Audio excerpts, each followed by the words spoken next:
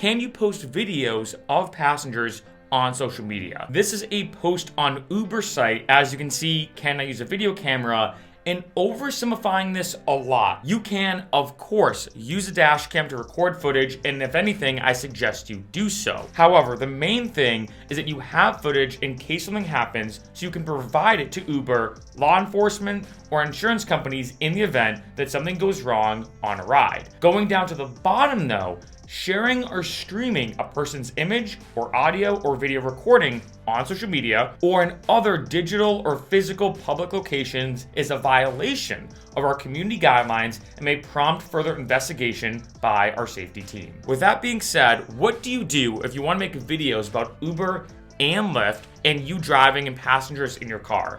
The first thing, if you are recording any passenger, and let's say they're in your car and you're recording them and you want to put it on social media, keep in mind you're rolling the dice in terms of possibly being deactivated. The second thing, and this is something that the article did not address, and I think they're trying to give it a blanket statement just in case, is what if the passenger gives consent? Let's say someone gets in the car and you're like, hey, I'm doing a survey, tacos versus burritos. Which one would you pick, tacos or burritos? And you say to the person, oh, by the way, do you mind if I record this and put this on YouTube or put it on TikTok? And they say, oh yeah, no big deal, let's talk about it. Well, that is a little different than you just recording somebody and let's say they're drunk in a car, making stupid jokes or saying something dumb or whatever, and you post it on social media without their consent. Those are very different things. And what gets tricky about this is, like I said, Uber or Lyft hasn't really addressed what if the person gives consent? What if the person says, yes, you are fully allowed to record me in your car, record my response and my reaction to your question, your poll, whatever the case is, and post on social media. It is this kind of vague and gray area, and I think for Uber and Lyft, they're like, look, no posting on social media, which is gonna make that a full-on blanket statement just to cover their end, but this does get tricky. Do you have to record them? Let me explain. I've mentioned this in a couple other videos, but one niche when it comes to Uber and Lyft that's not explored enough on YouTube is vlogging style videos. What I mean is doing videos about your experience as a driver. On this channel, I mainly focus on educational Uber and Lyft videos, like the one I'm doing now. However, I feel like there's a huge market, especially on YouTube and TikTok, talking about, oh, so today I was driving and I picked up this girl who did this and this. I picked up this guy and then this happened. And if you think about it, well, yes, having like say a video of that passenger and putting it on social media, yes, it might perform a bit better, but also do you really even have to? Let's say you want to do videos, like I mentioned, talking about these stories of being a driver.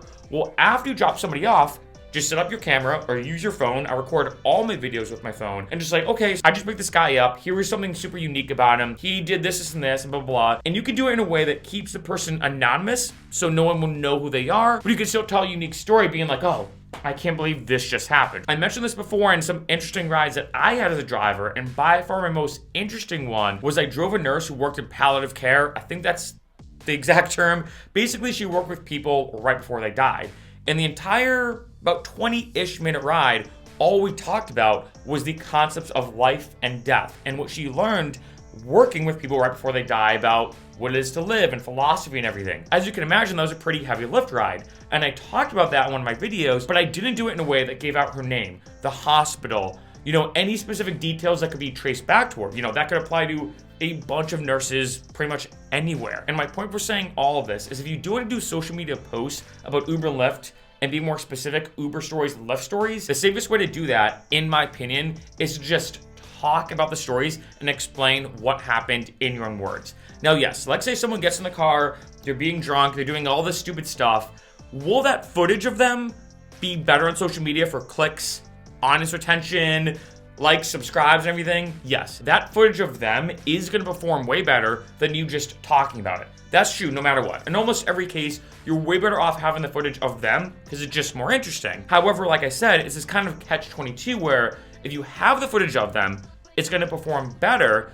But even if you get their consent, even if they say, hey, you can definitely record me, well, Uber and Lyft might still say, look, even though they gave you consent to record them, you still posted it on social media and your account could get deactivated. On the other end, if the video is just you talking about your account and retelling the story, you're not gonna have any issue with Uber and Lyft as long as you keep it anonymous, but the video might not perform as well. This is something to weigh out. And one last thing I do wanna say too, As you can imagine, the best stories are going to be drunk stories. It's going to be those Friday and Saturday nights, or let's be honest, Saturday and Sunday early mornings when you're driving people back.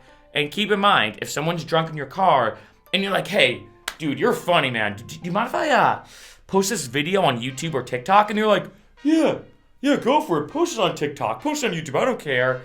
They're drunk, which means they can legally consent. And that is something to keep in mind too, that ironically, the best videos, let's be honest, are gonna be of drunk people. But even if they consent, I'll put that in quotation marks, they're not really consenting because they're inebriated. And that definitely won't help you out if Uber and Lyft contacts you saying, hey, we know that this person gave you consent, but they were drunk, which means they can't legally consent to being on camera, and you still posted it on social media. As you can imagine, this is just a very tricky topic and arena in general, which is why this video is going on a bit longer than I like to. I hate having fluff in videos. I like getting right to the point. But this is something you have to weigh out. At the end of the day, my safest and best option, like I mentioned, is to record yourself retelling the stories and experiences you had as a driver. However, the videos of passengers, if they're sober and if they consent, might perform better on social media, but you're rolling the dice because Uber and Lyft might deactivate you.